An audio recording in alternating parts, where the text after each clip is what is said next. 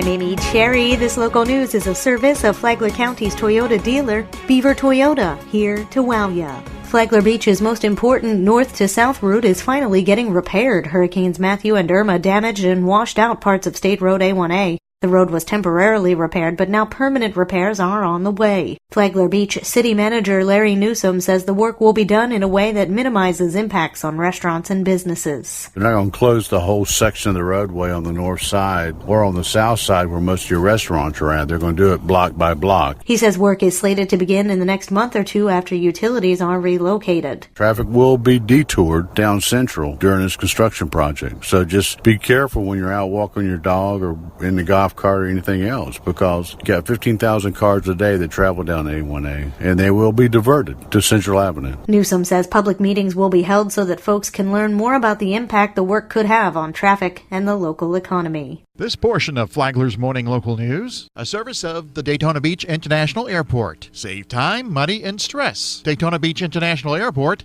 it's just plain easy. JetBlue is departing from Daytona Beach International Airport.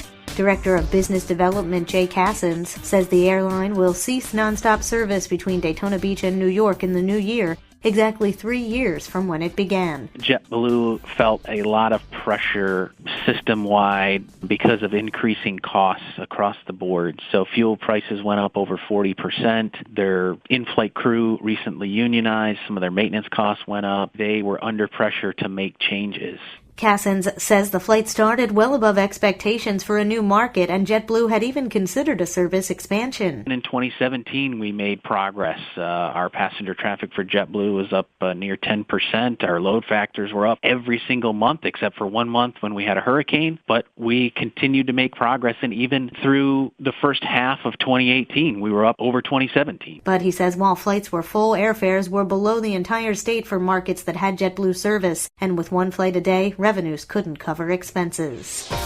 New jobs could be coming to Flagler County. John Arking has more. A California company is reportedly considering Flagler County for an expansion project that would include 20 to 40,000 square feet of commercial space in Palm Coast. At last week's meeting of the Economic Opportunity Advisory Council, Helga Van Eckert, Executive Director of the Flagler County Department of Economic Opportunity, briefed members on Project Price is Right. I can't give you the company name yet. It is a company out of California. They are related to the boating industry. They do manufacturing and distribution of off-market product as well as market product for the sport boat industry. Van Eckert said the project would create 20 jobs and an average wage of $36,337. To entice the company to move to Palm Coast, the Advisory Council approved a construction incentive package that would reimburse the company 100% of county property taxes paid during the first 2 years, then go down 20% every 2 years after that. From the WNZF Newsroom, I'm John Arking.